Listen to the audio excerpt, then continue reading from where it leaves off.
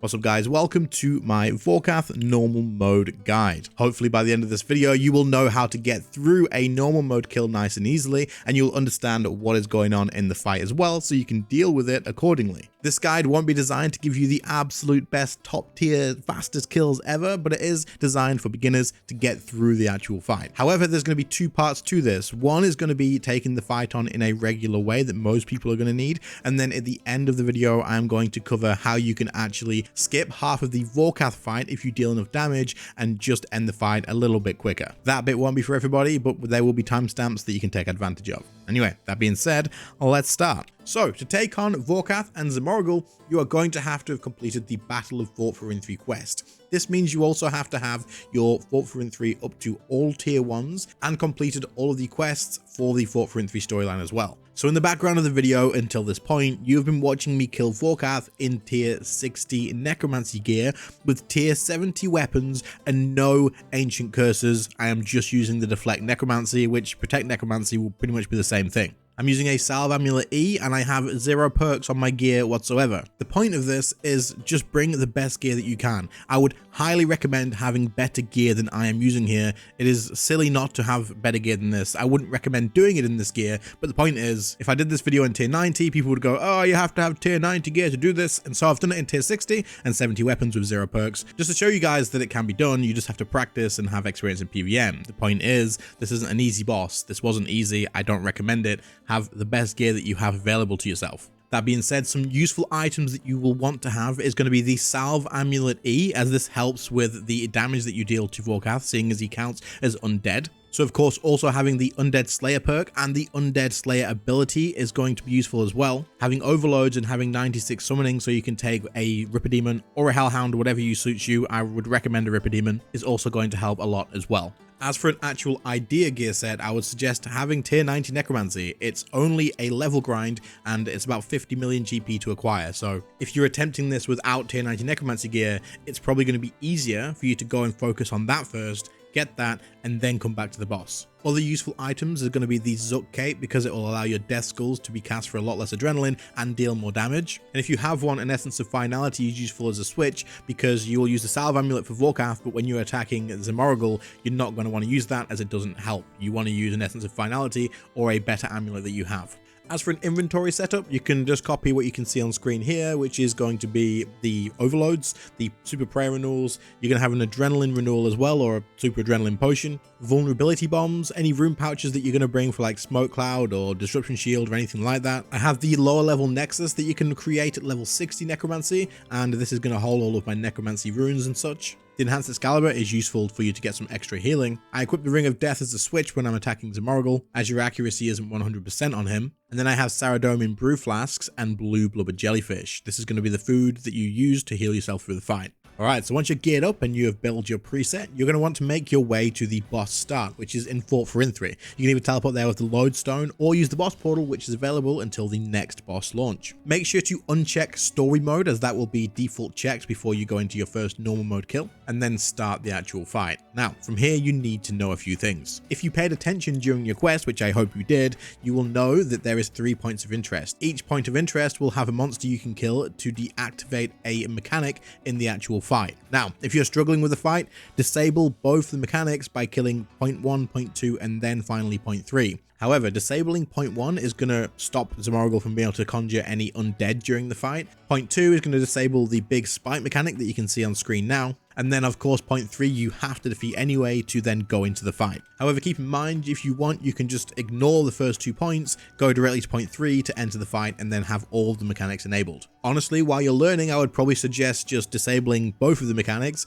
and then get comfortable in the fight, and then slowly add one back at a time until you're comfortable, and then add the final one, and then just carry on from there. However, once you kill the final monster, you're going to be able to enter into the fight, and this is where you face off against Vorkath and Zemouregal. So let's talk about this fight. Once you enter the arena, you're going to be greeted by Vorkath the Dragon and Zemouregal the Necromancer. Vorkath is going to have 750,000 life points, and Zemouregal has 250,000. The goal of the fight, overall in a basic sense, is to kill Zemouregal. However, he is shielded by Vorkath, and so you can only deal decent damage to him by dealing damage to Vorkath to cause him to fly away for a brief amount of time. Then you can attack Zemouregal, and then he'll return, and you'll do that again until either Vorkath dies and you can just focus purely on Zemouregal, or, which I'd mentioned earlier, if you can defeat Zemouregal in the one time that Vorkath disappears, you can skip the rest of the fight. But we'll talk about that later. Don't worry about that if you're just beginning in PvM. So, some things that you need to know. Vorkath is going to hit you with magic damage, and Zemouregal is going to hit you with necromancy damage.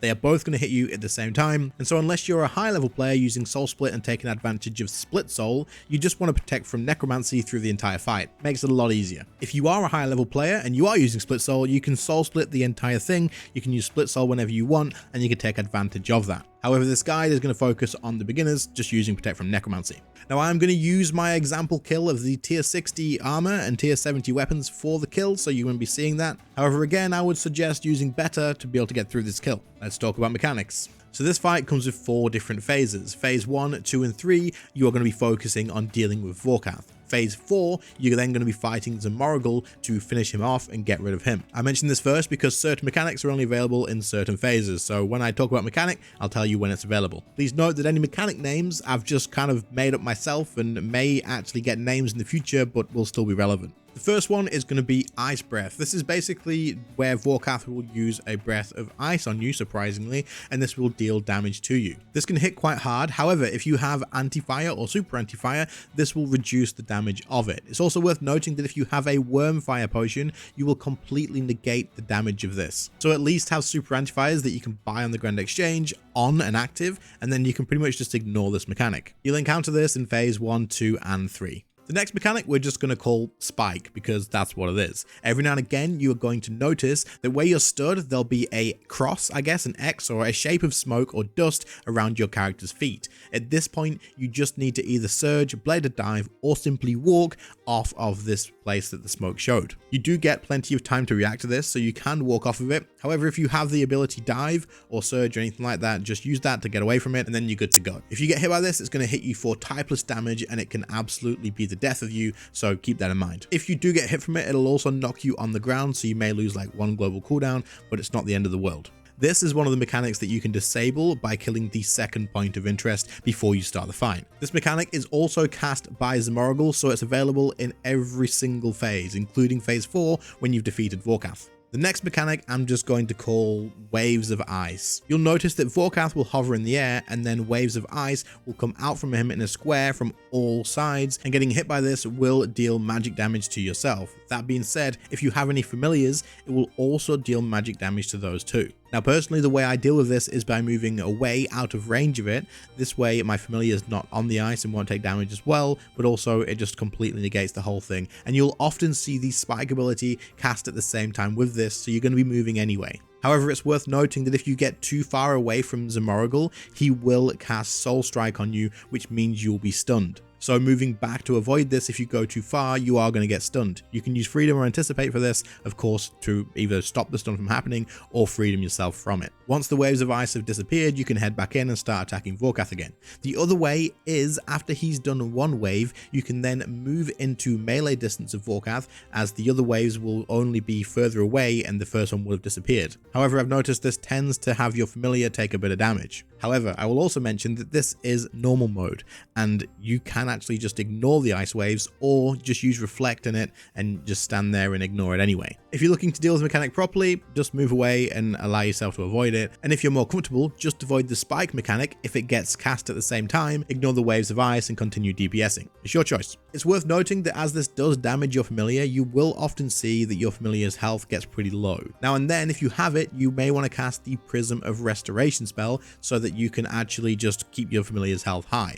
Other options could be maybe to bring a Super Restore potion to restore summoning points, and then the same familiar pouch to re-summon it, but I wouldn't say this is ideal. Again, this mechanic is available in phase 1, 2, and 3. The next mechanic to talk about is going to be the Pools of Acid. Now, this is only available from phase 2 onwards, and it is going to be something that you have to pay a lot of attention to. Once you reach phase 2, at some point during that phase onwards, Vorkath is going to spew acid all over the arena that just looks like pools of acid, and basically logic tells you not to stand in them. Don't stand in them. Your logic is absolutely right. Standing in the acid pools will deal poison damage to you, and it hurts a lot. It does. It really, really does. There's going to be purple pools and there's going to be green pools. Personally, I don't know the difference, but you don't want to stand in either of them, so don't do it. There's not much else to say with this mechanic. It is just to make the arena more difficult to navigate. So using dive is better than using surge, for example, and just walking slowly and carefully is the best bet. Simple mechanic. Don't stand in the pools. The last mechanic you're going to encounter is Vorkath will fly off into the air. This happens as you go into phase 3 and then can happen again anytime during this phase. As you go into phase 3, Vorkath is going to breathe the fire breath onto Zemouregal. Once he's done this, he's then going to turn back to the player and auto attack you 2 times. After the 2 auto attacks, he is going to fly off and disappear from the arena. This is when you need to click the extra action button. The extra action button is going to stop him from dealing a massive attack to you. This isn't an insta-kill and it can be reduced with Reflect or using Magic Prayer and using Devotion, but it's also going to kill your familiar, so just click the extra action button when he flies away. You can do it straight away, it doesn't matter when you click it, as long as you're not too late. Let Vorkath disappear, then click it, and then he'll get shot down and the mechanic is dealt with. If you forget about it, you're going to take a heavy amount of damage, like 10,000, like it's going to kill you, unless you protect from magic, use Devotion, use Reflect, anything like that to reduce damage. Note that you are going to want to attack Zemouregal while Vorkath is doing this mechanic. This is your opening as his shield will be down, and so you can make phase 4 a lot easier for yourself by dealing damage to him here. Vorkath can do this again in phase 3, so just keep an eye out for it, and if he flies away, do the same thing, click the button, and then do damage to Zemouregal. On phase 4, all you're going to need to do is focus on Zemouregal alone and still deal with things like the acid pools that are around the arena. Watch out for these spike attacks still, and note that through the entire fight, Zemouregal can use regular necromancy abilities like Death Skulls, Volley of Souls, the Finger of Death, and Blood Siphon, all of these sort of things. So keep that in mind, but you don't need to worry about it too much. However, if you notice that he has 3 residual souls, which is the same for us to use Volley of Souls, the 3 soul icons on him, he is going to use Volley of Souls. So it may be worthwhile using Devotion around this time to make sure it doesn't just blow you up. During phase 4, your goal is to just DPS down Zemouregal, kill him before he kills you. Now, one last thing we need to talk about before talking about the entire fight as like a whole is the undead. Now, through the fight, Zemouregal is going to conjure different undead skeletons and phantoms and whatever. However, you're going to want to pay attention to a couple of them to make sure the fight's a bit easier. One, the ghost healers, which are red ghosts, are going to heal Vorkath. You want to kill these if you notice them, because they're going to heal Vorkath, and you don't want that. The next one is called a skeleton shielder. You'll know one of these are active because Vorkath will have a green shield around him, kind of like what you see with Zemouregal's. You want to deal with this quickly because it's just going to reduce the amount of damage that Vorkath is going to take. It's worth mentioning here that the extra action button to fire the ballista can actually be used to kill these off immediately. As long as you're in a solo, using the ballista will insta-kill any undead on the actual battlefield. So if you know that you're not close to phase 2 and you're not in phase 3 when you're actually going to need the button for when Vorkath flies away, you can just click this button anytime that the shield's up, anytime that you see a ghost, and just clear them off that way. If you don't have this option, then just use Threads of Fate or run over to the shielder or the ghost that may be out of range and kill it off as well. If you've used the extra action button and then Vorkath flies, protect from magic when he's about to come back and use Devotion, and you should be okay. With all of that stuff covered, let's talk about a quick rundown of the actual fight. Okay, so your fight is basically going to look like any boss fight at the beginning. You're going to go in, you're going to use Smoke Cloud, and you're going to use Vulnerability Bomb, any debuffs, all that sort of stuff. Make sure you're potted up, all of that good stuff. Make sure you got your conjures and whatnot, and then initiate onto Vorkath. Pray protect from necromancy because the Zemouregal is going to do more damage to you than the Vorkath is going to. However, the mechanics, of course, you're going to have to deal with them in the ways that we just talked about. If you're a higher level player and you're more comfortable, then of course you can use Soul Split and Split Soul instead, and that way you get more damage. In phase 1, your goal is to just do as much damage as possible until he hits phase 2. Remember, you can use the extra action button to deal with any undead that have spawned, such as shielders or healers, that you don't want to spend time running towards if you have it available. Phase 2 is the same, just deal with mechanics that we mentioned as they appear, and use the ballista to clear off any stuff, but don't use the ballista as you are closing into phase 3. Once he hits phase 3, he's going to do the thing where he does the Ice Breath onto Zemouregal, 2 auto attacks on you, he's going to fly away, you're going to press the ballista button and deal as much damage to Zemouregal as you can while he is in the air or while there is no shield on Zemouregal, so that you are making phase 4 better. Again, if you kill Zemouregal in this time, then you can completely skip the rest of the fight. We'll talk about that soon. Once Vorkath comes back down, you're then going to go back onto Vorkath, pay attention to all the mechanics that were mentioned earlier, as they do happen, deal with them, and go back to dealing as much damage as you can. Watch out for any acid pools along the way, making sure not to stand in them, simple, and just focus on DPSing and surviving through Vorkath. Make sure to have your death mark on Vorkath as he starts getting lower health, and during phase 3 he may fly away again if your DPS is a little bit lower, but that's absolutely fine because it opens up another window for you to deal damage to Zemouregal. So when he flies away, blister button, damage Zemouregal, back onto Vorkath when he comes back down, repeat this until Vorkath is dead, and then move on to phase 4, which is just killing off Zemouregal. The spike attack will still happen in this. He can use necromancy abilities on you, so just pray necromancy, use devotion, use reflect, whatever you need to do, and deal damage to Zemouregal.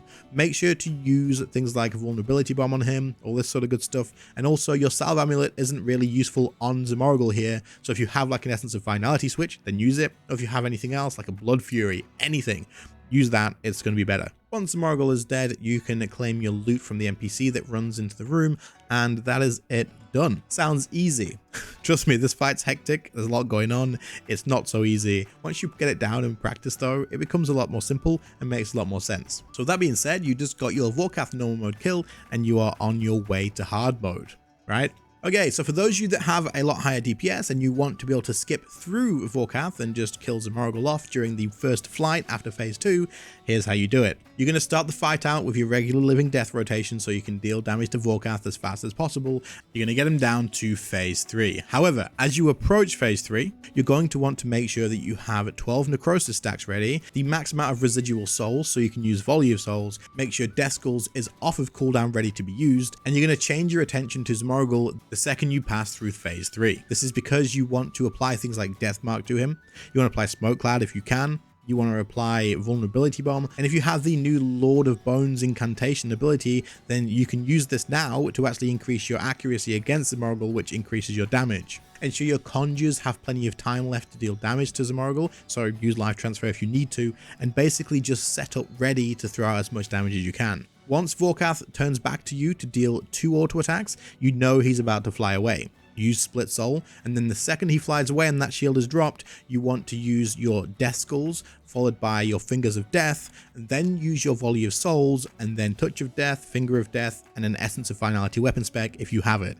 Basically, tear Zemouregal to shreds, do as much damage as you possibly can, and make sure this guy dies. This isn't easy to do, there's a lot of damage you have to deal here, and there's a lot of preparation to set up. But if you can pull this off, it's going to save you like a minute from the fight probably. I have seen people getting 1-minute 30s here doing this. I got like a 2-minute 5 or something like that, whatever you see on screen here. And this is my first attempt doing it, so it definitely saves time. However, for beginners, I would recommend that you do focus on doing Vorkath normally, because this is going to be very difficult to do. Anyway, either way you killed the boss, you have now managed to get yourself a normal mode kill. Congratulations. I hope this video has helped you out. If it has, please do leave a like and sub to the channel if you are new, because videos like this take ages to make. But if you have any questions, leave in the comments down below, message me on Discord, whatever, all that sort of good stuff. And other than that, guys, I will catch you all in the next one. See you later, guys. Bye.